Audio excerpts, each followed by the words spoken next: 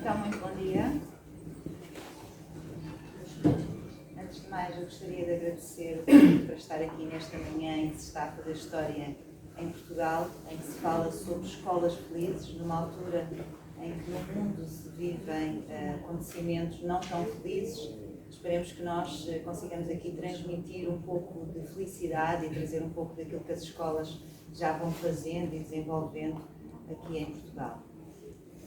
A minha conferência hoje vai falar um pouco sobre a investigação que eu estou a fazer em Happy Schools.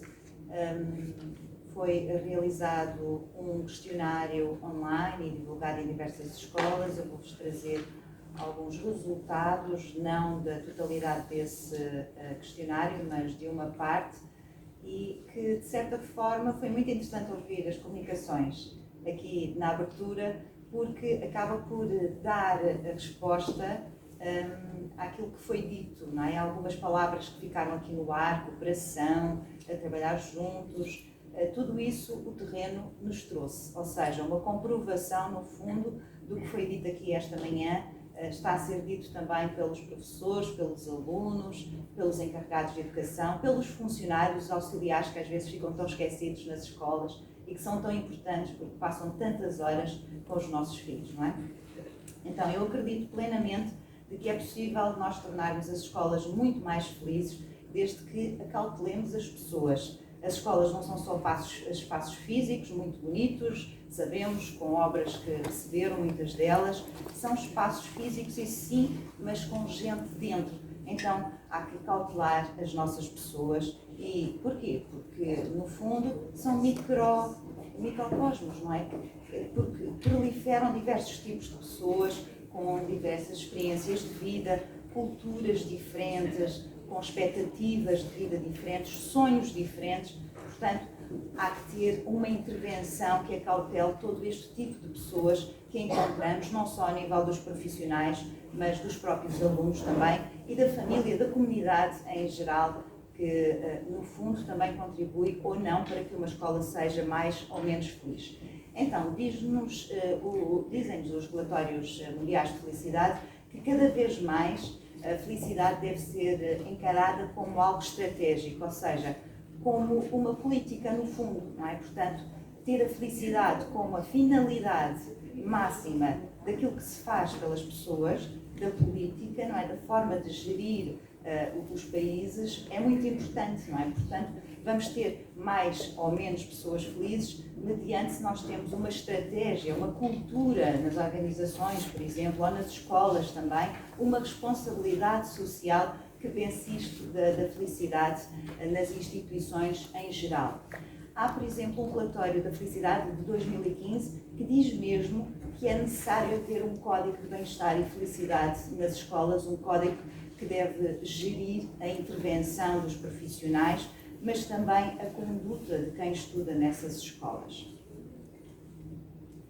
E depois, falar de felicidade em educação às vezes parece um paradoxo, não é? Quando nós, por exemplo, eu há pouco tempo estamos a comemorar na escola onde eu trabalho, que é uma escola pública também, há pouco tempo eu coloquei uma caixinha da felicidade onde solicitei aos meus colegas que colocassem lá dentro todos os dias o momento mais feliz do seu dia. A maior parte dos professores sabem o que é que me respondeu e os auxiliares também. A melhor parte do meu dia é quando eu saio. Só por aqui, por este tipo de resposta. Sim, mas alguma coisa de bom deve ter acontecido no teu dia de hoje. Alguém que conseguiu aprender a ler, alguém que tu viste, um cafezinho que tu tomaste com o teu colega, qualquer coisa, nada. Não, é mesmo na hora da saída. Está bem, menor. Pronto, ficamos assim, leva lá a tua caixa. Pronto. Portanto, eu acho que só esta atitude, não é? Este comportamento, nos faz pensar de que realmente é necessário nós mudarmos qualquer coisa nas escolas. Até porque nós sabemos, não é? Que estudantes mais felizes aprendem melhor, mais. Estudantes mais felizes dão significado àquilo que aprendem. Professores felizes motivam mais os seus alunos. Portanto, a motivação aqui, nós sabemos que tem a ver com valores intrínsecos, não é? Muitas das vezes. Mas o que é um facto é que quando falamos de crianças, e somos crianças até aos 18, Quando falamos de crianças, a motivação também não depende só da criança em si, mas também da motivação de quem está a ensinar, diga-se o que se disser, porque se um professor não estiver motivado, provavelmente não vai conseguir motivar os seus alunos.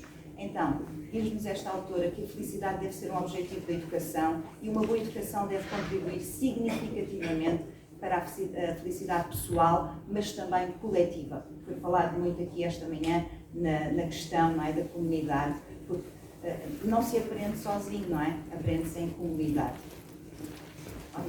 Educa-se em comunidade.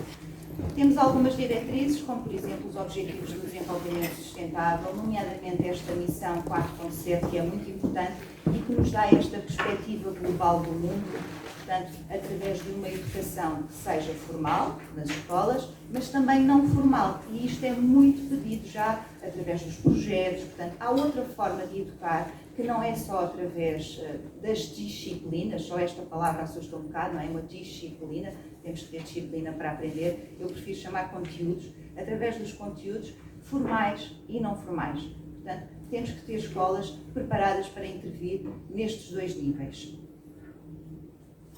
Isto significa, também foi falado esta manhã, estamos todos em sintonia, nós teoricamente sabemos tudo o que é para fazer, educação integral e humanista, porque considera todas as dimensões do ser humano e assim também podemos remeter um pouco para aquilo que Gardner já disse, nós não somos só a parte cognitiva, somos muito mais, temos inteligências múltiplas, não vou alargar sobre isto porque com certeza todos os educadores que aqui estão sabem perfeitamente o que é que foi já dito por Gardner e as suas inteligências múltiplas.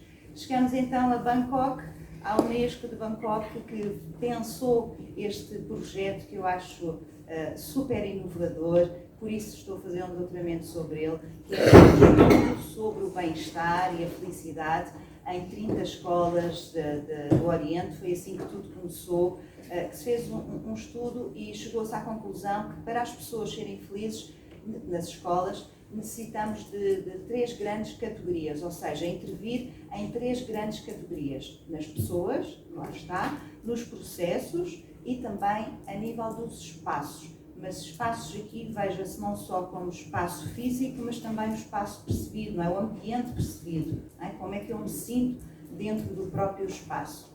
Depois veio a segunda parte deste projeto da Unesco de Bangkok, que foi a formação de professores de 15 escolas piloto no Japão, em Laos, na Tailândia, e também andaram pelas escolas a tentar perceber quais eram as escolas que já estavam a fazer projetos que, de certa forma, contribuíssem para a felicidade dos seus alunos e dos professores em geral. Posto isto, chegamos então à investigação que eu me propus realizar, em que os objetivos, neste momento, estamos ainda numa fase exploratória, são averiguar se as categorias identificadas pela Unesco se aplicam à realidade portuguesa e identificar quais é que são dos 22 critérios ETI-School que a Unesco identificou, quais é que são os mais relevantes aqui para a nossa realidade portuguesa. Quais é que são então as perguntas do questionário que eu realizei online? As 4 primeiras perguntas que eu hoje aqui vou dar os resultados são estas, são iguais àquelas que a Unesco realizou também. O que é que contribui para uma escola feliz? O que contribui para uma escola infeliz? O que torna o ensino e a aprendizagem nas escolas divertido e agradável? E da sua experiência, o que pode ser feito para garantir que todos os alunos se sintam incluídos nas escolas. Vamos então aos resultados preliminares destas 4 questões nas pessoas, na categoria pessoas. Aquilo que mais os respondentes sublinharam é a necessidade de relações de qualidade. Ou seja, se eu não tiver relações empáticas, em que eu me sinta bem, em que eu me dê bem com os colegas, e falemos de colegas a nível de professores auxiliares ou colegas alunos, se não houver uma boa comunicação, então não há hipótese de existir uma escola feliz, não é? A comunicação é o mais importante. Depois, o respeito pela diversidade, as atitudes positivas, a motivação, o bom humor, há quem diga mesmo a alegria, haver alegria, as pessoas serem bem dispostas, principalmente os alunos, não termos aulas chatas e aqui já entrarmos na questão dos processos. Eu gostaria muito que não houvesse aulas chatas. O que é uma aula chata? É uma aula em que não se pode intervir, é uma aula que só se está a ouvir. É muito aquilo que Paulo Freire falava na educação bancária, não é? Então, mas o que é mais importante a nível dos processos? Palavras também já ditas esta manhã, excelentes, estamos todos em sintonia, volto a repetir. Cooperação, espírito de equipa e modelos de ensino-aprendizagem que sejam participativos, dar voz aos alunos, portanto, os alunos poderem dizer também o que e que os assuntos que são tratados, portanto, os conteúdos que são ministrados, que sejam significativos, que tenham a ver com aqueles alunos que ali estão. Claro que temos que ter conteúdos que sejam globais e temos que pensar também dessa maneira, conseguir encontrar quais é que são, hoje em dia, os assuntos globais que a todos interessam, não é? Mas depois temos características que têm a ver com aqueles locais, que têm a ver com aquele espaço regional, com aquele espaço nacional, mas há outros mais globais. Então é encontrar, no fundo, quais é que são as respostas para todas estas dimensões que o mundo global de hoje em dia nos coloca. Depois também, muito falado, a autonomia dos professores para criarem dentro das suas salas de aula, mas a autonomia também dos alunos para serem criativos, não é? Para poderem ter a sua voz e poderem também propor trabalhos. E aqui falamos dos trabalhos de projeto, não é? A intervenção com projetos, não é? A intervenção cooperativa de sala de aula. E isto significa o quê? Temos que pensar outros ambientes, porque as escolas, a maneira como estão organizadas, estamos todos de costas voltadas, não é? Os alunos estão a ver as costas uns dos outros. Então, nós temos que ter um ambiente de sala de aula que disponha as carteiras de outra forma e, quem sabe, a sala de aula deixe de ter paredes, comece a ter mais espaços verdes, possa vir cá para fora, porque isso foi uma das coisas que os alunos, principalmente, pediram muito. Espaços verdes onde eu possa aprender. Porquê é que eu não posso aprender cá fora? Porquê é que eu tenho que estar fechado dentro de uma sala de aula? Se eu sou professor de desenho, porquê é que ou de educação visual, porquê é que eu não posso trazer os meus alunos desenharem uma árvore cá fora? Porquê é que eu tenho que imaginar a árvore dentro da sala de aula? É mais neste sentido, não é? Mas, de certa forma, o que foi mais pedido foram a qualidade dos espaços. E estávamos a pensar aqui em espaços físicos e recursos, porque nós sabemos, agora já não é tanto, não é? No último ano, devido ao problema que aconteceu, não é? Temos tido de ir todos para casa, quase todos já temos computador, mas a questão dos recursos também entra muito aqui, não é?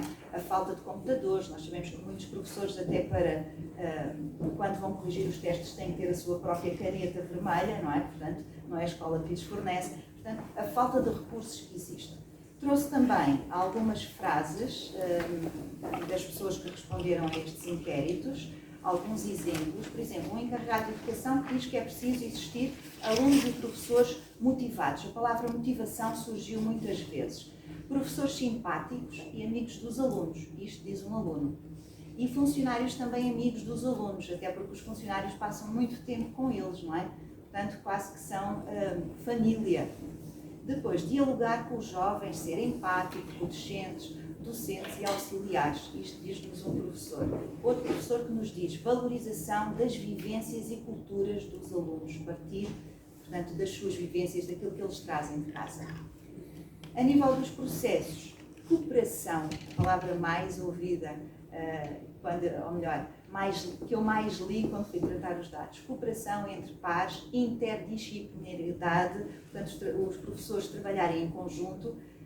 E esta escola, se nós pensarmos que será a escola do futuro, em que vai haver mais cooperação, significa que essas disciplinas vão ter que deixar de existir. Portanto, já não vamos ter só a matemática, ou só o português, ou só o inglês. Se calhar temos que encontrar aqui uma forma, não é, de as disciplinas serem, os conteúdos serem muito mais abrangentes para as pessoas poderem trabalhar em conjunto, porque neste momento não é preciso trabalhar em conjunto. Eu dou a minha aula dentro da minha sala, para que trabalhar em conjunto? Não é preciso. A forma como nós avaliamos os alunos, não necessitamos trabalhar em conjunto. Portanto, temos que mudar, não é, este mindset de como é que nós vamos dar aulas. Depois, o ensino, um aluno que disse isso, uma coisa maravilhosa. o ensino é mais divertido e agradável quando nós participamos nele. Ou seja, em vez de estarmos a aula inteira a ouvir o professor, poderíamos fazer atividades que nos envolvessem mais e assim também despertasse mais interesse. Portanto, a participação aqui como muito importante para eu ter motivação, para eu ter interesse por aquilo que estou a aprender. Programas extracurriculares, programas extra-aulas, clubes, pensar como é que as escolas podem ter mais clubes. Por exemplo, recentemente eu criei um clube de felicidade na minha escola, mas eu sou uma técnica superior, não sou uma professora, portanto eu tenho horário para criar isto. Seria excelente existirem mais clubes de felicidade nas escolas, também geridos por professores, mas seria importante, não é, as lideranças pensarem como é que nós podemos ter estes clubes, através de quê? De créditos, de tempo, como é que pode ser, não é? Portanto, há aqui por detrás toda uma forma de gerir as escolas que tem que ser repensada para que realmente as coisas comecem a ser implementadas. Depois, em termos de espaços, segurança fora e dentro da escola. Isto foi muito referido pelos pais.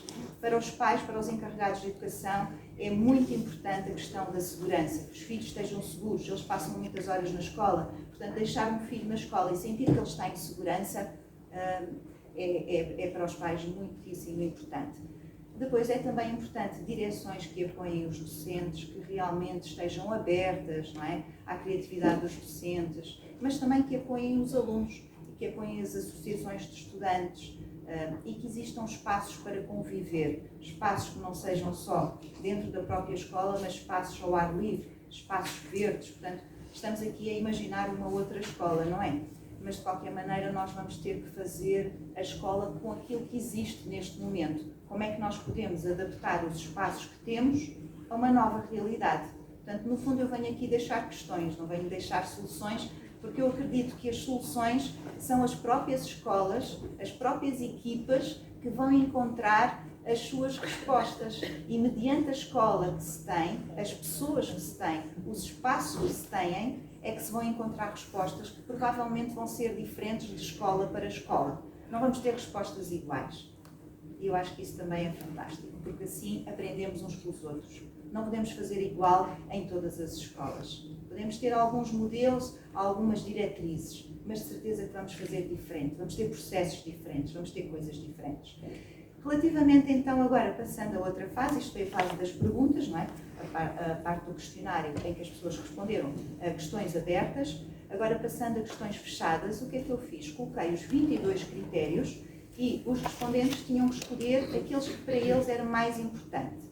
Vocês veem a ordenação 1, 2, 3, 4, 5, portanto a ordenação da Unesco, na categoria aqui pessoas, e depois a azul está aquilo que é mais importante para nós portugueses. Então, em primeiro lugar, o que é mais importante? O respeito pela diversidade e as diferenças. Em segundo, as condições de trabalho dos professores e o bem-estar. Em terceiro, a amizade e o relacionamento na comunidade escolar. E depois seguem-se até ao sexto lugar, porque há 6 critérios significativos na categoria pessoas. Passemos ao próximo.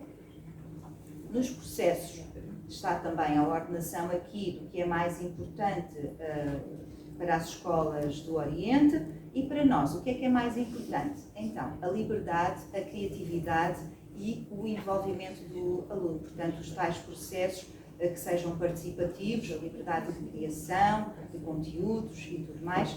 Em segundo lugar, o espírito de equipa e a colaboração. Portanto, entra aqui a cooperação e também o trabalho em grupo, não é? Depois, em terceiro lugar, estratégias de ensino e aprendizagem envolventes e divertidas. A nível do espaço, ambiente percebido, um ambiente seguro e sem bullying. Isto pode também nos levar aqui a pensar porque é que as pessoas escolheram, em primeiro lugar, um ambiente seguro e sem bullying. Será que existe bullying nas escolas? Agora deixo a questão no ar, será para as pessoas pensarem, não é? Os educadores pensarem. Em segundo lugar, ambiente de aprendizagem caloroso e amigável. Em terceiro, espaços verdes ao ar livre para aprender e para brincar.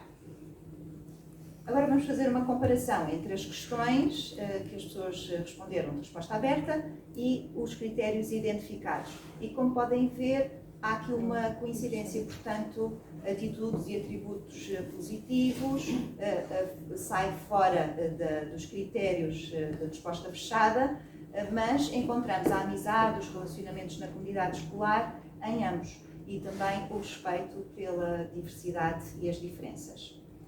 Quanto aos processos, também há aqui semelhanças, nomeadamente na liberdade, criatividade e envolvimento do aluno, nas estratégias de ensino e aprendizagem envolventes e divertidas. O que encontramos de novo é o espírito de equipa e a colaboração. Finalmente, em relação ao espaço e ambiente percebido, eu gosto sempre de sublinhar o ambiente percebido, não é? Porque o espaço é mais do que isso, tem gente lá dentro. Portanto, em relação, encontramos também aqui, portanto, coincidências, nomeadamente no ambiente seguro e sem bullying. Depois, o que há de novo é a qualidade dos espaços, que eu também julgo que, no fundo, acaba por estar muito relacionada com o ambiente seguro e o ambiente de aprendizagem caloroso e amigável. Então, pistas para uma intervenção, e isto já a pensar, já que o tema da nossa formação é da formação à intervenção, como é que nós podemos intervir tendo em consideração este questionário que foi realizado aos docentes, não docentes, aos pais e aos professores, aos alunos. Cooperação, logo em primeiro lugar, sem dúvida, trabalho de equipa entre professores, como é que nós podemos trabalhar mais em equipa, relacionamentos, empatia e generosidade. Aliás, os relatórios mundiais de felicidade já nos deram a dica de que é preciso aumentar a nossa generosidade, portanto, talvez trabalhar aqui nas escolas um bocadinho a generosidade, talvez seja uma boa ideia. Depois, os processos de ensino e aprendizagem participativos, as aulas mais práticas, com conteúdos significativos para os alunos, os projetos, os clubes, atividades de educação não formal também, espaços verdes para aprendizagem e convívio, liberdade, autonomia, gestão democrática, porque se não existir uma gestão, uma liderança que seja democrática, que esteja capaz de ouvir professores e alunos e funcionários, com certeza que as pessoas não vão ficar tão felizes. Portanto, mais diálogo, mais comunicação, mais partilha. Para partilhar é preciso, como eu já tinha dito, espaços onde realmente estejam feitos, não é? De uma maneira em que realmente o ambiente possa ser, possa estimular, digamos assim, a partilha entre as pessoas e a aprendizagem. O que é que nos fica de valores principais que realçaram desta pesquisa que foi realizada? Logo à partida, a palavra cooperação, bom ambiente, comunicação, diálogo, inclusão, paz, motivação, prazer, amizade. Portanto, estas são as principais palavras que estão cheias de valores, não é? Estão cheias de vida dentro de elas. Para terminar, gostaria de dizer que trago-vos aqui um desenho que foi realizado por uma criança da minha escola e em que eu pedi para elas desenharem como é que seria a escola daqui a 100 anos, não é? Então, uma escola daqui a 100 anos para esta criança do primeiro ano é com professores robôs. E isto pode nos fazer pensar, não é? Como é que nós vamos ser substituídos, trabalhando nas escolas por robôs? O que é que será que é na cabeça desta criança? Se calhar nós podemos pensar que se a escola for só um local de aprendizagem, então não precisamos de professores, podemos pôr lá um robô. Carregamos no botão, blá blá blá blá blá blá blá blá blá blá, carregamos no botão outra vez e o robô acabou de falar. Não é? Mas se nós pensarmos que as escolas são também locais de educação, então nós necessitamos de muito mais, certo? A OCDE também já lançou este desafio, não é, de se pensar quais é que são as capacidades humanas que serão muito difíceis para a inteligência artificial e a robótica reproduzirem. E deu logo a resposta a seguir. Valores e atitudes, criatividade, resolução colaborativa de problemas, comunicação. Os robôs não podem substituir isso. Portanto, isto significa que nós, educadores nas escolas, temos que ter isto e cada vez mais temos que desenvolver isto nas nossas escolas. Muito obrigada a todos, um resto de bom dia, bons trabalhos e que realmente tenhamos escolas mais felizes, uma educação que contribua para a capacitação de seres humanos mais felizes e capazes de tornar os outros também mais felizes. Obrigada. Bom dia.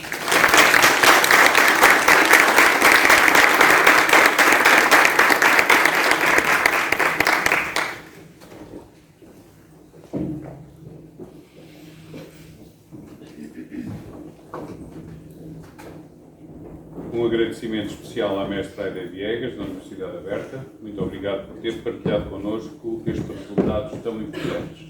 Venha esse código de bem-estar, venha essa autonomia e essa cooperação.